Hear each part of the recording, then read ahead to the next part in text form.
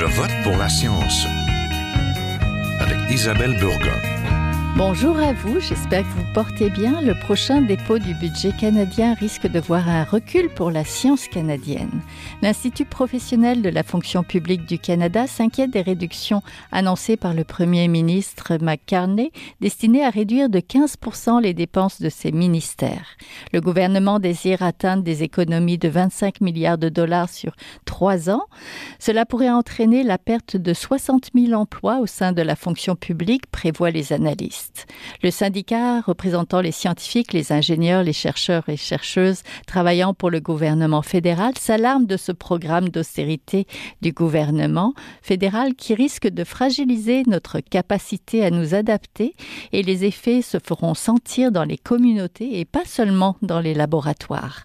Comment le nouveau budget fédéral affectera la science? Pour le savoir, restez avec nous.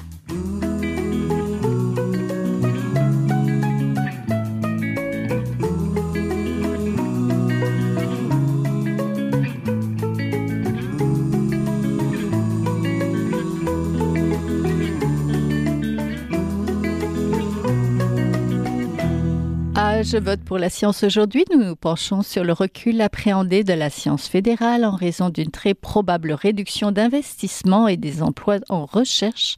Pour en parler, je suis en compagnie de Félix Proulx-Giraldeau, qui est directeur général par intérim d'Evidence for Democracy, un organisme à but non lucratif militant en faveur d'une utilisation transparente des données probantes dans la prise de décision gouvernementale au Canada. Bonjour. Bonjour. Je suis aussi en compagnie de Jean Bérubé, vice-président du groupe de chercheurs scientifiques du gouvernement qui représente 3000 chercheurs fédéraux en santé, environnement, encore à la défense et mathématiques, si je comprends bien, Monsieur Bérubé. C'est bien ça, les mathématiciens à Statistique Canada sont avec nous. Entendu. Bon, bonjour à tous les deux. Bonjour. Bonjour. Le programme d'austérité du gouvernement fédéral a été annoncé bien avant le dépôt de budget de demain. Il faudra réduire les dépenses de 25 milliards de dollars sur 3 ans, a dit le premier ministre Mark Carney. Le budget au goût d'austérité affectera la fonction publique, mais risque aussi d'avoir des conséquences sur la science. Concrètement, peut-être, je vais commencer avec vous, Monsieur Proulx-Giraldeau. Comment le nouveau budget fédéral affectera la science, selon vous? Eh bien, c'est quelque chose qu'on va voir très bientôt, là, d'ici la semaine prochaine. Mais on nous a promis un budget d'austérité et d'investissement. Donc, à la fois des investissements dans certains secteurs, surtout dans les projets d'intérêt national, la recherche dirigée, par exemple, on va avoir beaucoup plus d'investissements là-dedans. Et probablement un peu de coupures, probablement beaucoup de coupures dans certains domaines comme la science fondamentale, on peut penser par exemple à la physique, là, la cosmologie, vraiment la science qui se pose des questions sur l'univers sans avoir nécessairement des applications concrètes. Donc on anticipe que c'est probablement dans ces domaines-là qu'on va voir des coupures principales. Oui, le budget sera déposé demain, le 4. Donc, peut-être quel sera l'effet principal des coupures en recherche publique, M. Bérubé? Alors, pour vous donner une idée, il y a un sondage qui est paru, qui a été fait en 2024 par l'Institut professionnel et donc qui a produit un rapport, une feuille de route scientifique pour l'avenir du Canada. Dans ce rapport-là, les 3000 chercheurs et mathématiciens du gouvernement canadien déclarent que 6,5% d'entre eux déclarent que leur ministère dispose de financement adéquat pour la recherche, dont près de 94 disent que c'est pas le cas. Et ça, c'est une baisse de moitié depuis 2021. Donc, déjà, le désinvestissement en sciences a commencé. Oui. 52% des répondants font état d'une réduction des financements de leur propre programme de recherche. C'est un chiffre qui a doublé depuis 2021. Puis, après 2015, il y avait eu une reprise de la capacité scientifique au Canada. Mm-hmm. En 2021, 51% des participants avaient observé qu'il y avait eu un accroissement depuis 2015. Et maintenant, c'est rendu à 34 % seulement. Donc, il y a eu une baisse d'un tiers concernant la reprise du financement qui a eu lieu. Puis, finalement, il y a juste 26 % des scientifiques du gouvernement canadien qui recommandent une carrière au niveau fédéral. Et ça, c'est en baisse d'un tiers depuis 2021. Oui. Donc, les conditions se dégrade beaucoup. Oui, on va parler plus largement de ce rapport qui a été déposé le 20 octobre dernier. Je voudrais peut-être revenir un petit peu sur une lettre qui a été envoyée directement dans le bureau du Premier ministre, parce que, en fait, ça inquiète de nombreux scientifiques au pays, ce dépôt de budget. D'ailleurs, la Coalition pour la recherche canadienne, une alliance de chercheurs d'universités, d'organismes et d'étudiants de sciences, a envoyé donc une lettre soulignant l'importance de protéger la science canadienne et de miser sur la rétention des talents d'ici. Monsieur Proulx-Giraldo, que disait cette lettre exactement? Oui, écoutez, cette lettre-là, on l'a remise au nom de la Coalition pour la recherche canadienne au Premier ministre Carney et au ministre des Finances François-Philippe Champagne pour leur demander essentiellement de protéger les investissements majeurs qui avaient été promis dans le budget de l'année dernière, donc le budget de 2024. À cette époque-là, le budget 2024, c'était le plus gros investissement en sciences et en recherche qu'on a vu au Canada depuis à peu près 20 ans. Donc, l'année dernière, on avait promis 1,8 milliard de dollars sur 5 ans pour le financement des subventions de recherche, ainsi que 825 millions de dollars sur 5 ans pour les bourses d'études. Ouais. Donc ça, c'est un investissement majeur pour soutenir les bourses de formation à la maîtrise, au doctorat et aussi pour les postdoctorats. Donc c'était après 20 ans là, de stagnation pour la valeur de ces bourses. Donc, imaginez, ne pas recevoir d'augmentation de salaire pendant 20 ans, c'était vraiment... oui, c'est attendu. Oui. Exactement. Donc, en fait, cette lettre-là qu'on a remise au Premier ministre et au ministre des Finances, c'était pour leur demander, écoutez, on comprend que cette année, la situation, elle est difficile, mais c'est très, très important de ne pas revenir en arrière. Déjà, à l'époque, le portrait était vraiment pas très beau sur la situation du Canada par rapport à nos pairs là, en matière de dépenses là, en recherche et développement. Par exemple, on était avant-dernier pays du G7 en termes du pourcentage de notre PIB qui est investi en recherche et en développement. On est nettement en dessous de la moyenne de l'OCDE. Et en fait, on est même le seul pays de l'OCDE dont nos investissements en recherche et en développement stagnent, voire même reculent. Il suffit de regarder autour de nous pour voir que nos voisins sont en train de nous dépasser. Donc voilà le contexte dans lequel on se trouve en ce moment.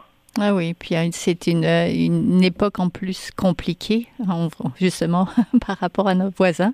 Donc, l'Institut professionnel de la fonction publique du Canada a sorti un rapport le 20 octobre dernier qui souligne que la science fédérale est déjà mise à rude épreuve actuellement. On note une baisse du niveau de confiance dans les politiques gouvernementales, un constat que le tiers des laboratoires et équipements sont en mauvais état, un manque de financement dans certains ministères. Donc, Monsieur Bérubé, vous y avez participé. Pouvez-vous justement nous parler donc de ce rapport et de ses conclusions et peut-être de la raison qui a fait que vous avez participé à ce rapport-là? Alors, avec l'attaque sur la science qui se passe actuellement aux États-Unis, et c'est pas nouveau, on a eu la même chose au Canada dans les dernières années par certains participants politiques. Ah oui. Oui, la confiance dans les données probantes est en chute libre. Les conspirationnistes de toutes sortes sont très actifs. Et donc, nous avons observé donc une baisse de confiance qui est passée de 57% à la science à 44% en 2024. Donc, c'est très, très, très épeurant. Et là où ça affecte surtout, c'est, par exemple, les programmes de recherche réglementaire qu'on a au Canada, qui sont faits par les chercheurs du gouvernement fédéral sur la qualité des aliments, la santé des productions animales. Tu sais, on pense à la grippe aviaire, la grippe porcine, la maladie de la vache folle. Ces programmes-là sont de moins en moins respectés. Les gens mettent en cause les données probantes.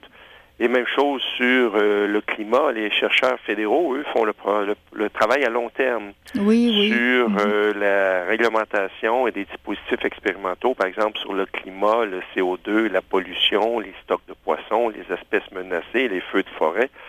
C'est tous des domaines où les données probantes sont très importantes et ça serait dramatique s'il y avait des coupures dans ces programmes-là au gouvernement fédéral. Oui, parce que contrairement à des scientifiques qui sont à l'université et qui postulent sur des programmes et des subventions de 3 à 5 ans, par exemple, ce sont des programmes qui sont dans la durée. Dans la durée, pour le suivi, c'est important de faire le suivi de toutes ces données-là pour pouvoir comprendre ce qui se passe avec le temps. Vous savez, aux États-Unis, ils ont des données depuis plus de 70 ans sur le CO2. Le gouvernement a décidé d'arrêter de récolter ces données-là. Donc, il va y avoir un bris dans les données. Les chercheurs du gouvernement canadien en sont conscients et c'est la raison, par exemple, pour laquelle ils ont commencé à télécharger les bases de données américaines auxquelles on contribue depuis toujours. Puis, il faut les sauvegarder, ces bases de données-là, avant que le gouvernement Trump ne les efface. Oui. On parle aussi d'un manque de financement dans certains ministères? Absolument. La plupart des chercheurs, la très grande majorité, rapportent qu'il n'y a plus assez de financement pour la recherche. Moi, je vais donner une idée. Depuis 30 ans, j'ai vu, moi, le budget de la recherche à mon secteur passer de 10 millions à actuellement 1,4 million de dollars seulement. Oui, donc, une baisse de 86% du financement de la recherche. Et ça, c'est en dollars de 1980. C'est pas en dollars constants, c'est en dollars de 1993. Donc, c'est une baisse dramatique du financement de la recherche, par exemple, juste dans mon ministère. Il manque de soutien. Monsieur Proust-Giraldo, vous en pensez quoi de ce rapport-là? Écoutez, je suis vraiment choqué là, par les résultats là, qui ont été trouvés là, dans ce rapport-là. Je suis désolé là, des constats qui sont faits et je suis tout à fait d'accord là, avec M. Bérubé, comme quoi ces attaques-là sur la science qu'on voit, puis le recul qu'on observe au niveau du gouvernement fédéral est très inquiétant. Et surtout, ce qui, moi, m'inquiète particulièrement, c'est que ces coupures-là vont affecter certaines populations là, disproportionnellement. Donc, par exemple, les scientifiques en début de carrière, aussi les minorités comme, par exemple, les femmes ou les chercheurs qui travaillent beaucoup sur le terrain, ce sont des groupes qui vont être affectés de manière disproportionnée par toutes ces coupures-là. Oui, parce que c'est pas juste dans les laboratoires, c'est aussi sur le terrain. C'est aussi sur le terrain. En fait, quand on parle d'intégrité scientifique et d'ingérence politique, souvent, il y a 3 facteurs qu'il faut prendre en compte. La capacité des chercheurs et des chercheuses à faire leur recherche. Donc, ça, c'est le financement, les ressources. Il y a aussi la liberté de communication, donc d'être capable de parler de ses travaux de recherche aux journalistes, au public en tant que tel. Puis il y a aussi la question d'indépendance, d'être capable de choisir quels travaux on va faire, dans quelle direction ça va aller. Donc là, ce qu'on voit, c'est vraiment un peu des attaques à tous ces niveaux-là, là, vraiment. Et ça, c'est très inquiétant, surtout compte tenu du contexte, comme on l'a mentionné, aux États-Unis. Parce que cet effet-là de Trump est bel et bien réel au Canada. Oui, c'est sûr. Sous toutes sortes de facteurs. Là. Oui. Monsieur Bérubé, les compressions attendues risquent d'être de 2 formes, un recul financier et des pertes d'emploi, n'est-ce pas? On parle de coupures d'attrition et de coupures par programme. C'est quoi la différence entre les deux? Alors, par attrition, c'est simplement les personnes qui partent à la retraite ou qui changent d'emploi. Alors que des coupures de programme, là, c'est des choix stratégiques qu'un gouvernement peut faire pour faire disparaître certains programmes au complet. Donc, à ce moment-là, tous les employés qui sont impliqués dans ce programme-là, que ce soit les jeunes chercheurs, chercheuses, ou même les seniors, tout le monde est coupé. Et c'est ce qu'on a vu en 1996 lors de la revue de programme. Ils avaient coupé, par exemple, toute la foresterie urbaine, qui était un programme très important à l'époque. Et vous savez, les coupures dans les programmes, ça va affecter des sujets qui touchent les Canadiens à tous les jours. par exemple, on a des programmes de recherche sur les ravageurs et insectes et maladies en forêt. On peut penser à la tordeuse, à la grille qui actuellement détruit les frênes dans nos villes et la tordeuse qui détruit les forêts dans le nord du pays et ça a un impact direct sur les scieries en région qui doivent fermer. Les programmes de recherche sur les feux de forêt. Les feux de forêt sont en croissance importante depuis 2020, on l'a vu. La santé humaine, le développement des nouveaux vaccins.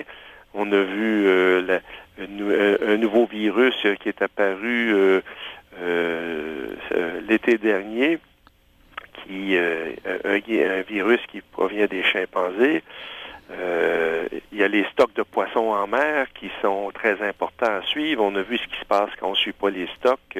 La morue qui a disparu dans les années 90. Donc, c'est des programmes très importants qui doivent être maintenus en fonction pour pouvoir répondre aux questions qui touchent la santé des Canadiens, la santé de l'économie canadienne.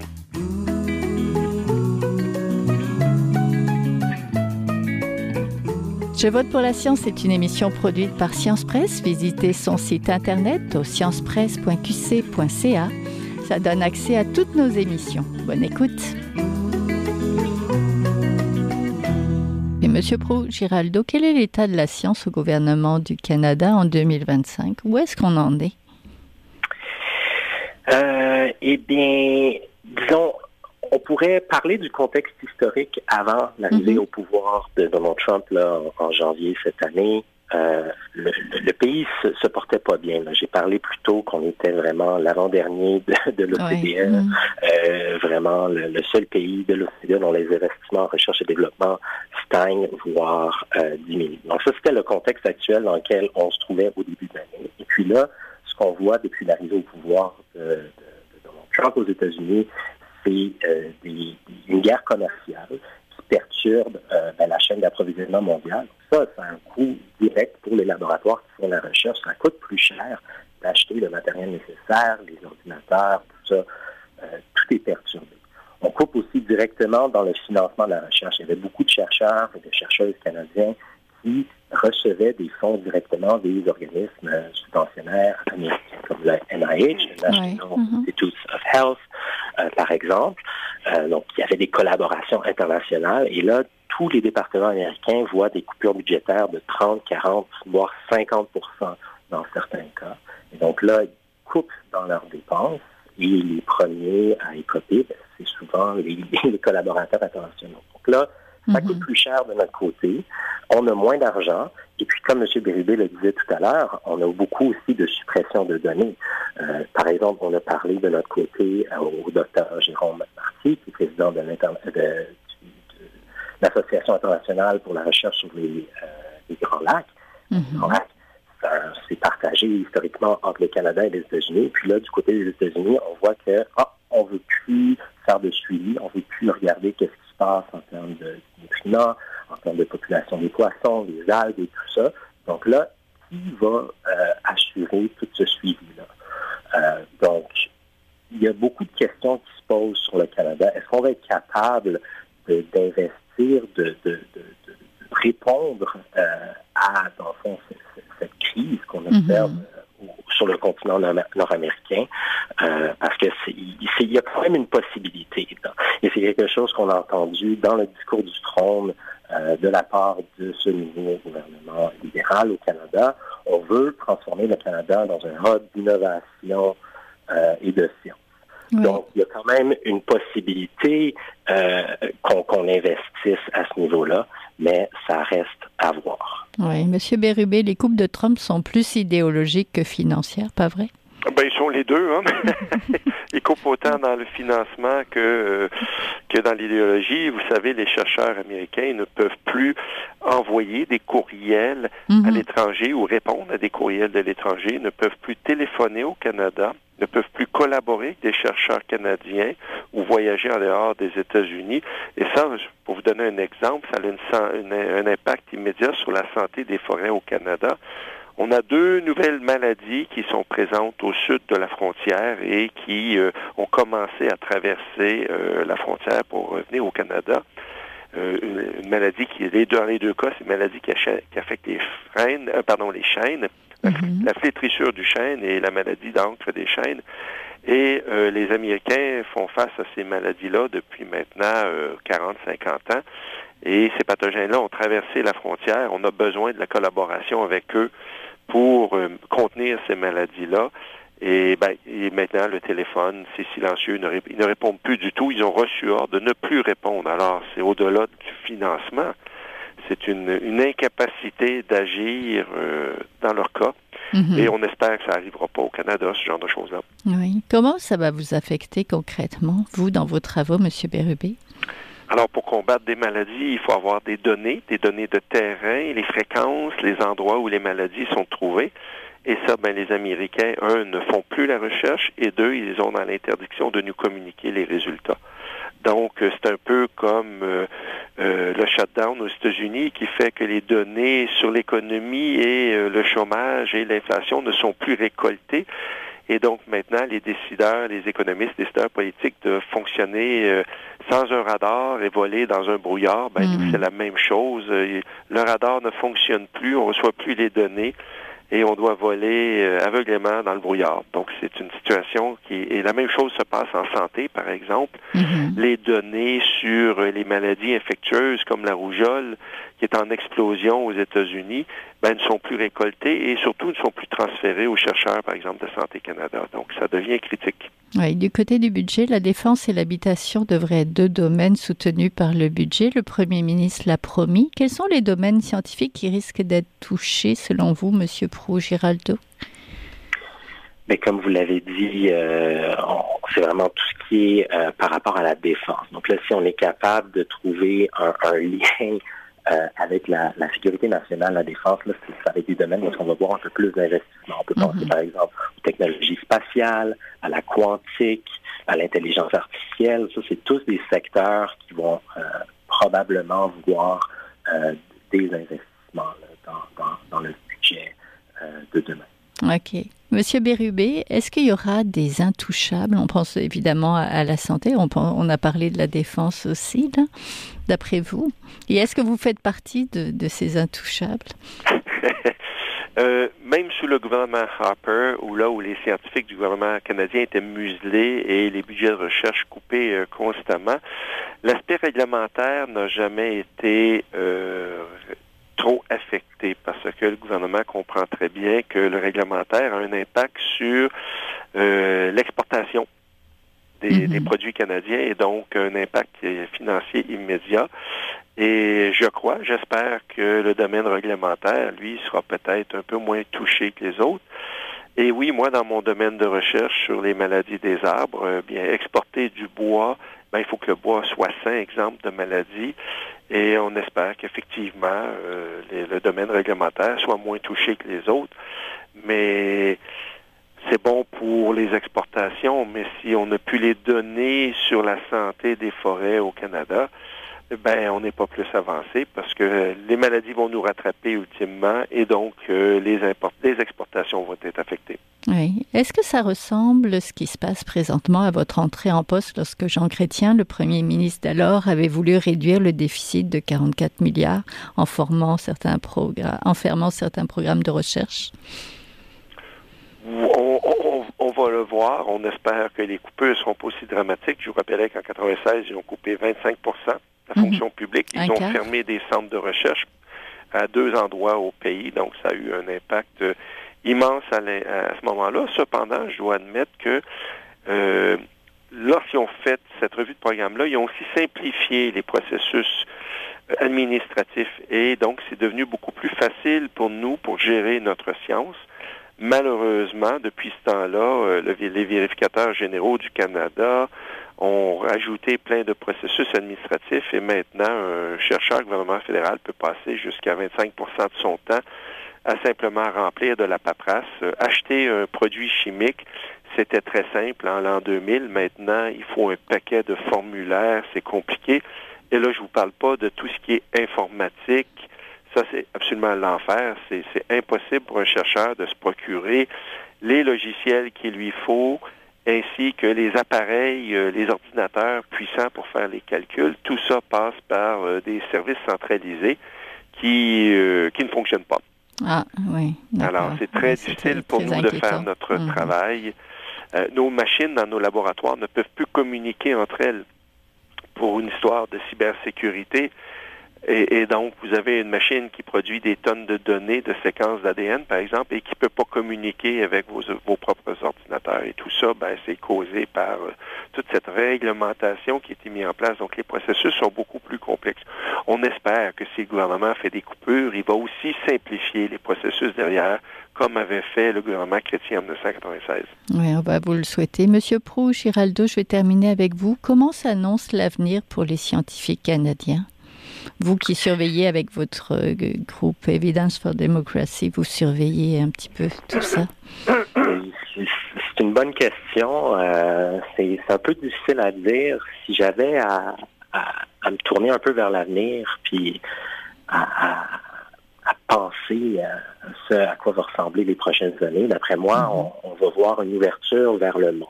Les États-Unis ont vraiment été notre partenaire commercial, mais aussi scientifique pendant des décennies au Canada. Et là, je pense que dans le futur, on va chercher de nouveaux partenariats ailleurs à travers le monde. Ça va être une chose. Probablement aussi,